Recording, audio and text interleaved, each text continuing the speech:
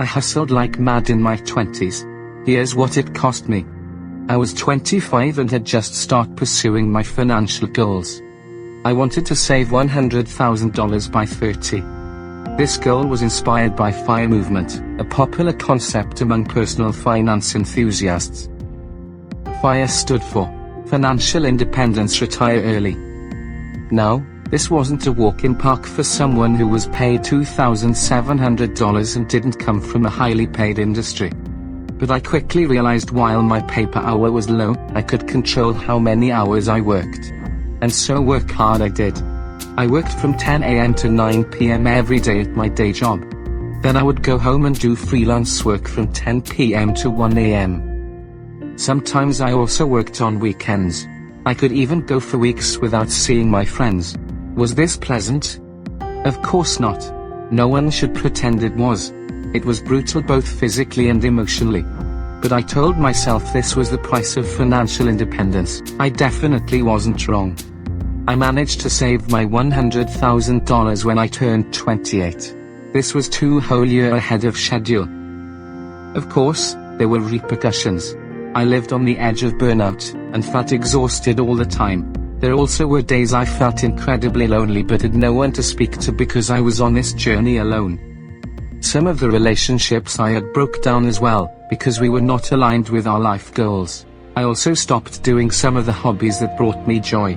Perhaps worst of all, I lived in a constant state of anxiety, knowing that work emails could disrupt my day's plans.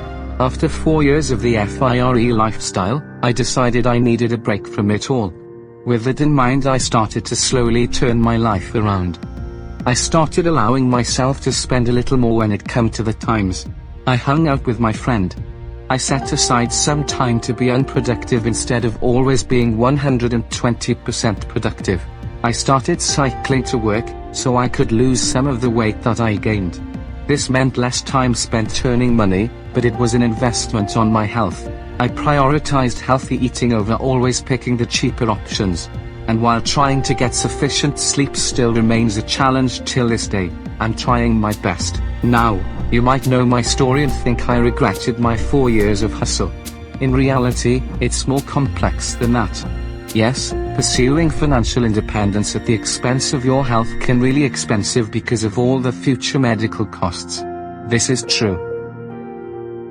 But what is also true is that this money helped me find certainty in uncertain times. I could look years into the future and make plans accordingly.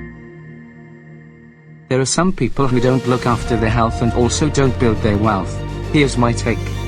Financial, physical and mental health are all important. All of them can't be ignored.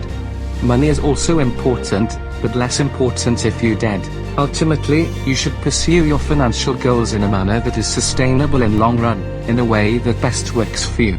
Some people like to go at it fast and furious. Others prefer to take it slow. You decide how fast or far you want to go. After all, life is long. Learn to go at your own pace.